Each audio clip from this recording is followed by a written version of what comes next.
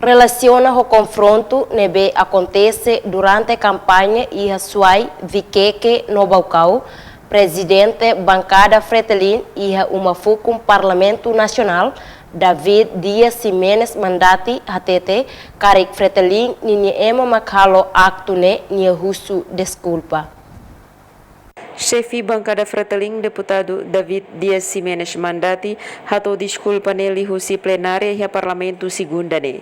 Niadihan mai be fo tempo ba autoridade sira atau buka tuir lolos faktu. Quando apuramento ne ihatiha maksai conclui kata buat ne mai husine be. Nemos husu ema hotu atau tawação hirak iha ida-idak ne fating. Nune bele los. Além de ne deputado bancada CNRT José Virgílio dehan kona buat ne be acontece katak mai husi partido político sira iha Timor.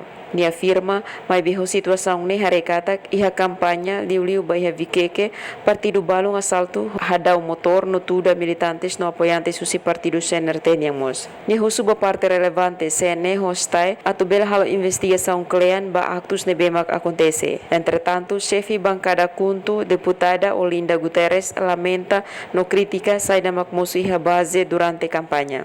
Ni husu ba órgão competente atau bela halo investigação máximo ho di berhatene motivo husi actus sirane. Ho atitude husi militante no simpatizante sirane be hatudu hahalok ladiak hatudu katak líder partido sira la educa militantes no acto ne be hatudu viola teona unidade nacional ne be candidatura sira asinaona. Dominga Soares, Madalena Horta, STL News.